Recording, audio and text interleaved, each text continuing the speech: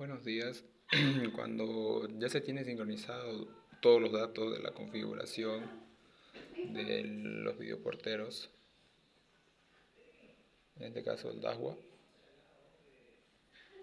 ya se tiene tanto como la IP y el CIRP del teléfono en la misma serie, ya se tiene inicializado y configurado todo. A veces cuando se enciende no, nos salta el mensaje de que no está bien configurado.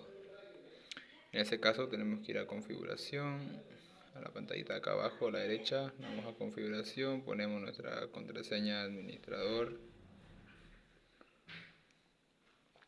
nos vamos donde dice SIRP, aquí deshabilitamos, damos a guardar y simplemente volvemos a habilitar y le damos a guardar y ya nos sale bien conectado.